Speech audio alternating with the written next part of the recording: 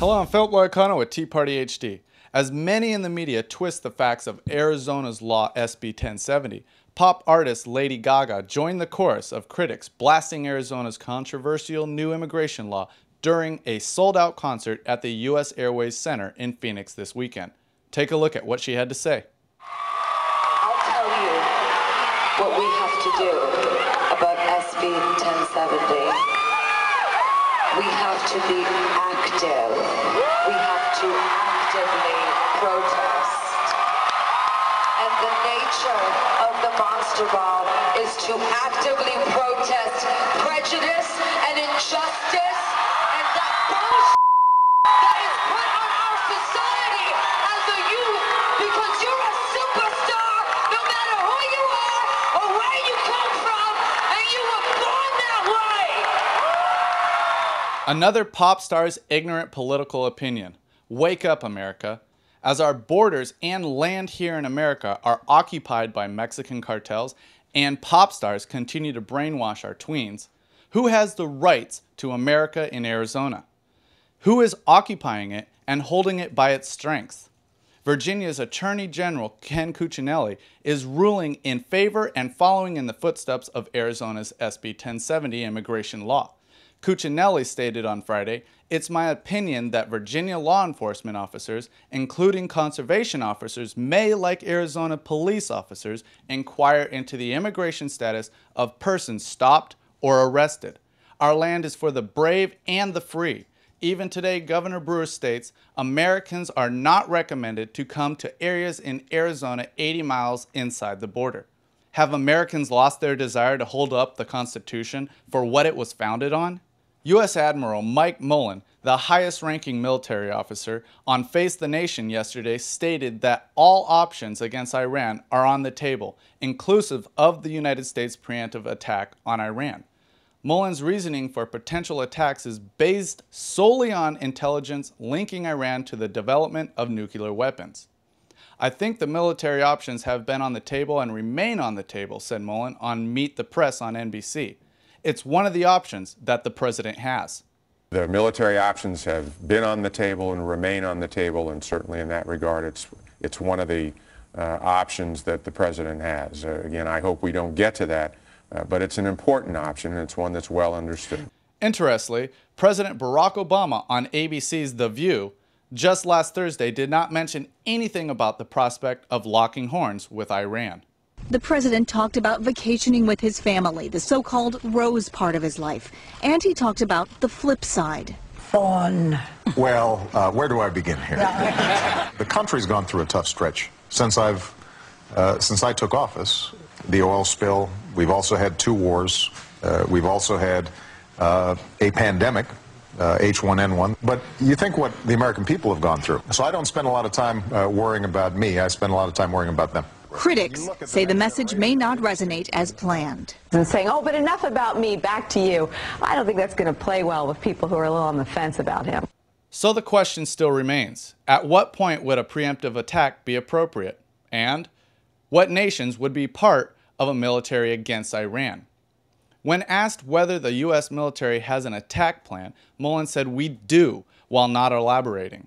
Mullen, who addressed the topic in the wake of new sanctions against Iran being imposed by the United States, European Union, and United Nations, said there is a narrow space between those two options. He said that space involves sanctions, diplomacy, and international pressure, and that he remains hopeful the combination will yield positive results. The European Union foreign ministers last week agreed to impose the most wide-ranging sanctions on Iran. Measures include an asset freeze on some 40 Iranian companies believed to be linked to the country's nuclear program. The sanctions go further than those imposed by the UN in June, including clamping down on financial transactions between the EU and Iran. Sanctions are having political effect in Iran as protests by merchants go into their second week based upon the plan to increase the taxes by 70%. Not much different than here, where tax protests by the Tea Party are active. The Iranian government is evaluating tax increases to overcome a shortfall from falling oil prices. Iran reportedly is in the midst of a massive economic crisis that may cause people to turn against their rulers. I honestly think that the position that Europe is taking is very balanced. It's a dual-track position. It's a position on which we want to be able to encourage Iran to come to the negotiation table. It's a position on which we know that dialogue can be the solution for the problems. But at the same time, since it's dual-track, if dialogue is not possible, sanctions can be necessary, and then they have to be balanced. And I think that we came to an agreement on a position which is quite balanced. The Americans don't have very much to sanction, in the sense that Americans have had sanctions since 1979 without much of an effect, by the way. And now we go somewhat beyond. That might have an effect, it might not have an effect, but that remains to be seen. But I think without emphasizing and without strengthening the diplomatic track, there's a risk of us ending up with a dead end, which is going to be dangerous. In a separate development, the case of Sakineh Mohammadi Ashtiani, an Iranian woman who sparked an international outrage after the Iranian government initially sentenced her to stoning by death, was offered asylum by Brazil. Her son brought on international attention to her plight and alerted conservatives to this injustice that brought out Penny Nance, CEO of Concerned Women for America.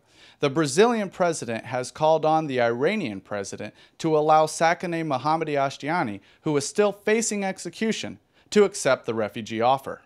A 43-year-old mother of two convicted of adultery, awaiting her grim fate, to be buried to her shoulders and stoned to death under Article 83 of the Sharia Penal Code of the Islamic Republic. Within the past few hours, though, news that Sakineh Mohammadi Ashtiani will not now be executed by stoning. The big question, did a determined campaign using shocking images force a volte-face from Iran's judiciary? This video appearing on a Facebook campaign page. International celebrities and foreign governments weighing in to condemn the sentence. The stoning sentence, critics said, damaging to Iran's image, fueling negative perceptions of Islam. Late this afternoon, the Iranian embassy in London released this statement. This mission denies the false news aired in this respect. According to information from the relevant judicial authorities in Iran, she will not be executed by stoning punishment. It is notable that this kind of punishment has rarely been implemented in Iran. The statement also noted that death by stoning does not appear in the new draft penal code currently being deliberated in the Iranian parliament. There are known to be at least 10 other women on death row facing death by stoning. The Iranian judicial system is weighted against women, whose testimony is worth only half that of men. Sakineh Ashtiani had already been flogged for the same offence. Her 22-year-old son witnessed his mother receiving 99 lashes in 2005. The authorities asked if I wanted to wait outside. I said no, I could not leave my mother alone. 5 years ago, at that time, it should have been finished. They should have punished her only once. She's innocent. Activists have taken heart from the Islamic Republic's response to campaigns to save lives. 15 executions by stoning are reckoned to have been stopped due to campaigns like this since 2002. Elsewhere in the world, death by stoning is still part of the legal code in a handful of countries, including Somalia, Sudan and Afghanistan. If Iran now intends to take this off their statute books, it will be welcomed by campaigners as a small step out of the dark ages. As BP COO Doug Suttles took a tour of the Gulf area and stated he would eat fish from the Gulf of Mexico water and would let his family eat it too.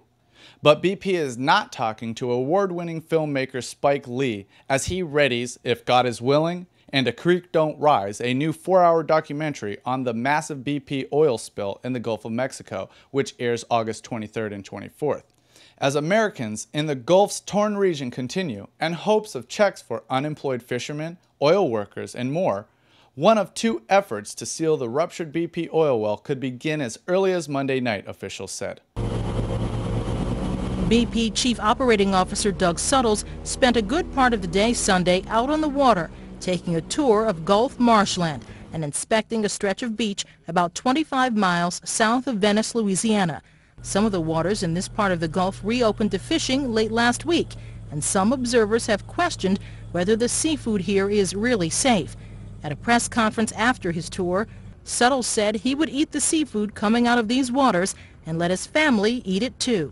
I absolutely would, because there's been a tremendous amount of testing done by NOAA and the state agencies and the FDA and others, and they're not going to open these waters to either sport fishing or commercial fishing if it's not safe to eat the fish. Suttles said the equipment is now in place to start the static kill of BP's broken well.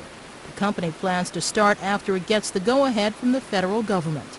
Despite the anger toward BP and the skepticism, Suttles insists after the well is permanently capped, BP will stick around to clean up the Gulf until, quote, the job is completely done. I'm Phil Loiacano with TeaPartyHD. Have a great day.